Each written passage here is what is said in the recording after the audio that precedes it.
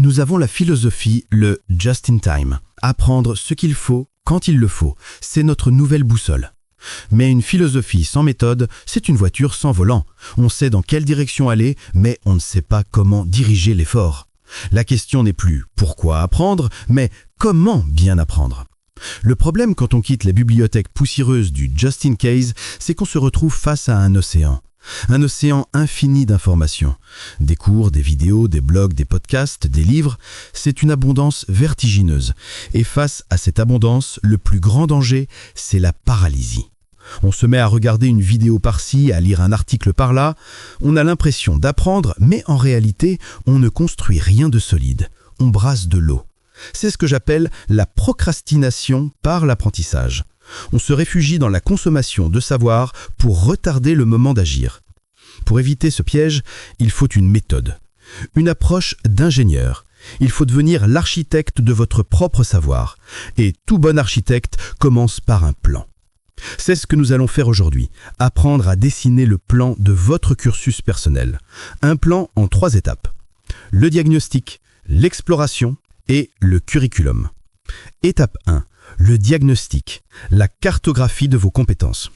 Avant de se jeter sur le premier cours venu, il faut faire un pas en arrière et se poser la question la plus importante.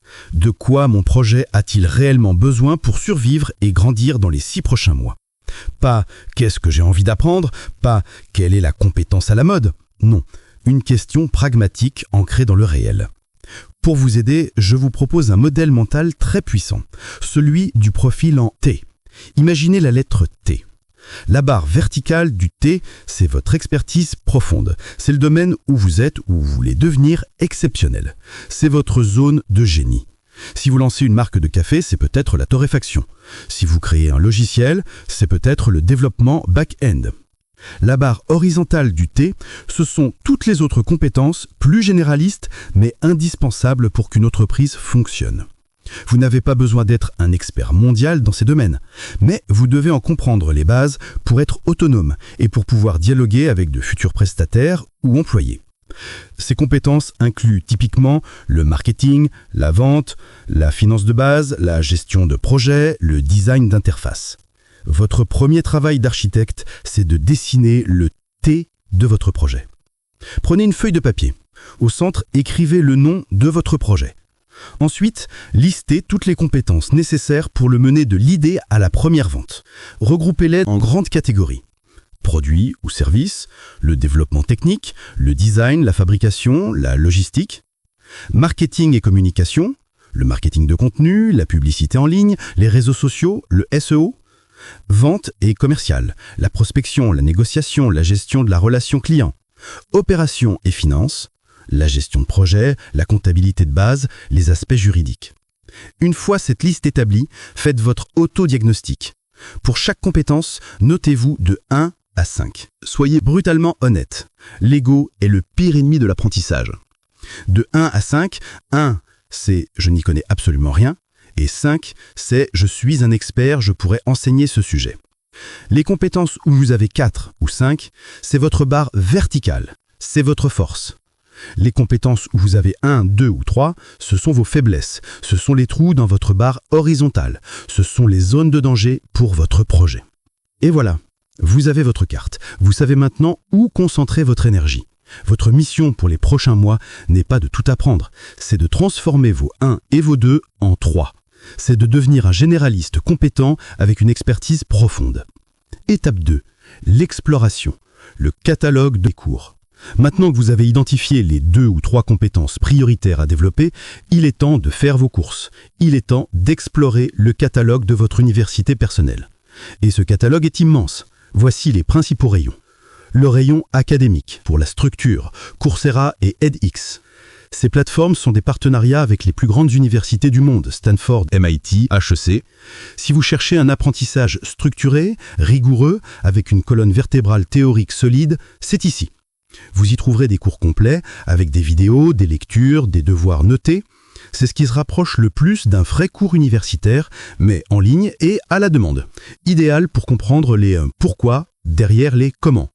Le rayon pratique, pour le savoir-faire, Udemy et Skillshare. Ici, les professeurs ne sont pas des universitaires, ce sont des praticiens, des gens de terrain qui partagent la compétence qu'ils utilisent tous les jours dans leur métier. L'approche est beaucoup plus directe, orientée tutoriel. Udemy est un hypermarché. Vous y trouverez des cours sur absolument tout, du développement de jeux vidéo à l'aquarelle. La qualité peut être variable, il faut bien lire les avis. Skillshare est plus spécialisé dans les compétences créatives, design, illustration, montage vidéo, écriture. Les cours sont souvent plus courts, basés sur la réalisation d'un projet concret. C'est la place parfaite pour apprendre par le faire. Le rayon gratuit et universel pour les bases et les tutos, Khan Academy et YouTube. C'est le domaine public du savoir. Khan Academy est une ressource extraordinaire pour revoir les fondamentaux.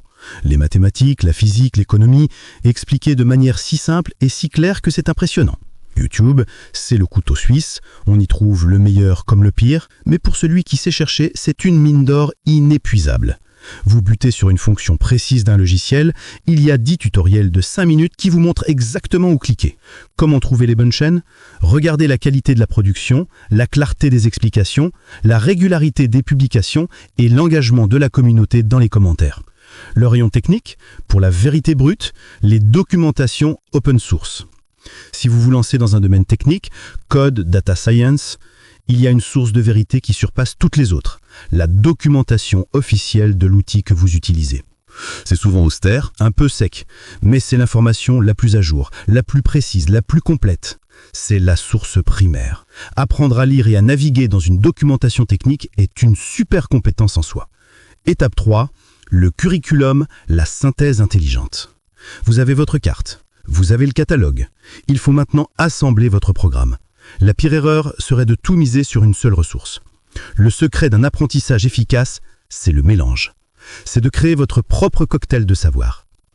Pour chaque compétence que vous voulez développer, je vous recommande de construire un learning stack personnel composé de un cours structuré, Coursera, Udemy, pour avoir la vision d'ensemble, la colonne vertébrale théorique solide, 2 ou 3 chaînes YouTube spécialisées pour les tutoriels pratiques, les astuces du quotidien, le comment faire concret, 1 ou 2 blogs d'experts de référence pour la pensée stratégique, les études de cas, les retours d'expérience qui vont au-delà de la technique. Ce cocktail vous donne le meilleur des mondes, la structure, la pratique et la stratégie. Exercice pratique, bâtissez votre cursus.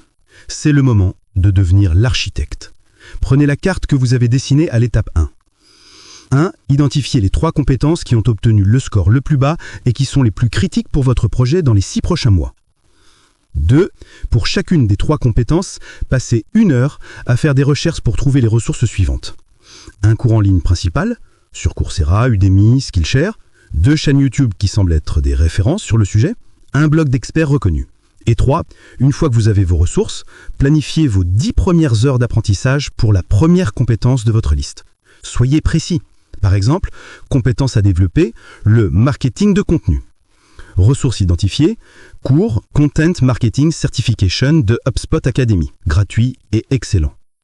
Chaîne YouTube, Href TV pour le SEO, la chaîne de Brian Dean, Backlinko, blog, le blog de Neil Patel. Plan des 10 premières heures, heures 1 et 2, suivre les 2 premiers modules du cours HubSpot pour comprendre les fondamentaux. Heure 3 et 4, regardez 3 vidéos pour débutants sur la chaîne Href sur la recherche de mots-clés. Heure 5 et 6, lire 4 articles de fond sur le blog de Neil Patel sur la création d'un calendrier éditorial. Heure 7 et 8, pratique. Appliquez ce que j'ai appris en faisant la recherche de mots-clés pour les 5 premiers articles de mon propre blog. Heure 9 et 10, pratique. Rédigez la première ébauche de mon premier article. Faites cet exercice. Ne vous contentez pas d'y penser, faites-le. Le simple fait de poser ce plan sur le papier transforme une intention vague comme « je devrais me former » en un plan d'action concret. Vous n'êtes plus un consommateur passif de savoir, vous êtes un architecte. Vous construisez brique par brique la cathédrale de votre propre compétence. Mais à quoi bon accumuler toutes ces compétences si personne ne les reconnaît, si elles ne vous donnent aucune crédibilité ?